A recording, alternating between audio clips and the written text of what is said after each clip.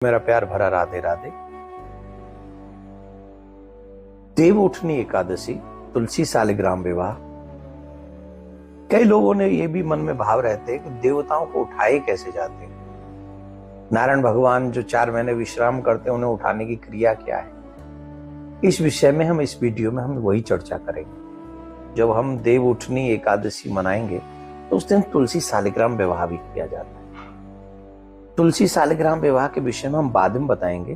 पहले हम बताते हैं कि भगवान को, देवताओं को उठाने की क्रिया क्या है, कैसे उठाया जाता है। पहली बात तो भगवान कभी सोते नहीं है, पर फिर भी क्योंकि हम लोग मानते हैं कि 4 महीने नारायण भगवान विश्राम करते हैं और शिव भगवान जो है भोले बाबा सृष्टि का संचार करते हैं। तो जब भगवान विश्राम कर रहे हैं तो आपको ये भाव रखना चाहिए कि भगवान विश्राम कर रहे हैं। जैसे आपके घर में कोई बालक विश्राम करता है तो आप उसे बड़े प्यार से उठाते, भैया उठ जाओ, बच्चे उठ जाओ, अब जो है तुम्हें स्कूल जाना है, अब तुम्हें काम पे जाना है, आदि आदि कैसे भाव रखते हो। द सेम थिंग देवता लोग भी भगवान से प्रार्थना करते हैं, नारायण भगवान से प्रार्थना करते हैं और कहते हैं उत्तिष्ठोति गोविंद, उत्तिष्ठ गरुड़ध्वज, उत्तिष्ठ कमलाकांत, त्रिलोक्य मंगलम कुरु।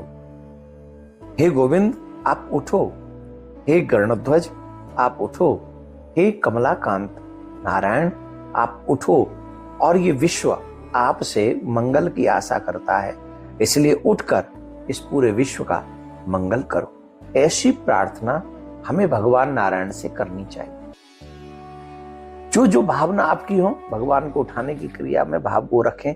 और एक और बात, हमारे गांव में जब हम बहुत छोटे थे, हमने देखा था माताएं बहन अपने घर में गेरुआ से, और क्या बोलते उसको, सफेसी जो होती थी वो एक और आती थी, वो खड़िया और गेरुआ, इनसे वो देवताओं का वो आकार बनाते थे, जो पूरे घर को, आंगन में भी, घर के द्वार के बाहर भी। आजकल उसे रंगोली कह सकते हैं आप। नाना प्रकार के रंगों से अपने रंगोली बना बनाकर आप अपने घर को सजा सकते हैं। और ये भाव रखे कि भगवान आज विश्राम में से उठेंगे, भगवान हमारे घर में पधारेंगे, और भगवान हमारे घर में पधारेंगे इसलिए अपने घर को रंगोली से, प्रमुखतः द्वार पे अवश्य रंगोली बनाएं, और आंगन में रंगोली बनाएं अगर घर का आंगन है, और उसके बाद मंदिर में जरूर रंगोली बनाएं। भावना पे ही सब कुछ टिका है, पूरा विश्व भाव पे टिका है, परमात्मा भाव पे टिका है। तो हमारे मन में ये भाव रहना चाहिए कि नारायण भगवान आज उठेंगे और हमारे घर पधारेंगे। और जब आप उन्हें उठाने के लिए बार बार प्रार्थना करें, हे गोविंद आप उठो, हे गरुड़ध्वज आप उठो, फिर अपने घर में, मंदिर में भगवान को उठाएं और उसके बाद में उनका अभिषेक करें। अभिषेक के बाद पंचामृत का अभिषेक कराएं और नए वस्त्र उनको धारण कराएं, चंदन लगाएं, कुमकुम लगाएं, केसर का तिलक लगाएं, फिर भोग लगाएं, माखन मिश्री आज जो भी आप लगाते हैं, मिठाई का, फल का।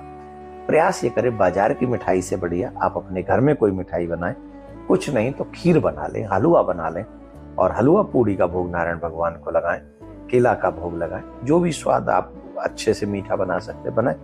तो इस तरीके से आपको भगवान को उठाना चाहिए, फिर उनकी आरती करनी चाहिए और अपने कल्याण, अपने परिवार की मंगल कामना उनके आगे करनी चाहिए।